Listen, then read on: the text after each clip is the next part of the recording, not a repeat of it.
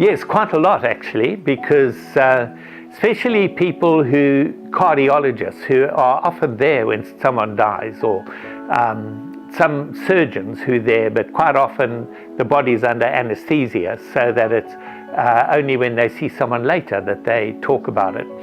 So, but let's take a couple of professionals that I find are interesting. One is Maurice Rawlings, because he was one of the first. And he was an atheist, and an atheist died in where he was examining him, and as he worked to bring the atheist back to life, the atheist was obviously having a terrible traumatic experience, and called on him to pray for him. And Maurice Rawlings, being an atheist, that was ridiculous, and so he just carried on working on him, and the guy died again and then came back to life again, and he called out in trauma, please pray for me. And the nurse said, pray for him, please, doctor, pray for him. So he did. He just said some meaningless to him prayer. He thought, how ridiculous. And the guy died again and returned and had a blissful countenance and was obviously very happy, and recounted about having met with God and how wonderful it had all been, and so on.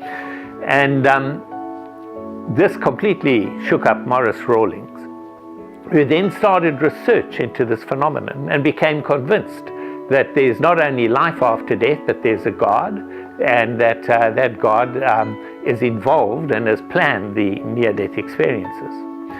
And so he in turn started to do some research.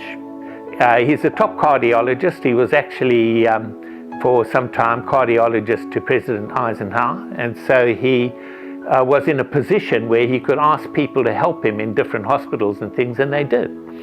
And he gathered a lot of information, and he found a very interesting phenomenon, and that is, he used to take a notebook with him. He said he wanted to be able to ask the person when they came back to life what they had been through while they'd been away from their body, and straight away, so that there could be no loss of memory.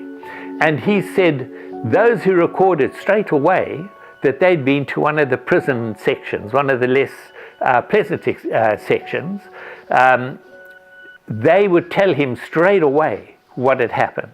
But when he went to visit them in a follow-up, maybe the next day or later, he said in no cases did they remember.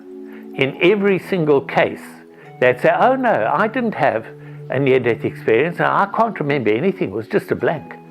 And so he said, but he had what written down, and even when he reminded them of what they'd said, they were just blank. And he saw it, and whether he's correct or not, I have no idea, but he saw it as a protective mechanism that the brain used to protect them against the extreme trauma of what they had experienced. Whereas he said there were absolutely no problems getting people to talk. In fact, the problem was the opposite, who had had a pleasant near-death experience. They just wanted to tell you about it. Now remember, this is before they've been rejected by other people and they've sort of gone into their shell. This is when he, as a cardiologist, would see them straight away, and then the next day, and maybe the next day, and they would tell him the same story, and they were just full of it.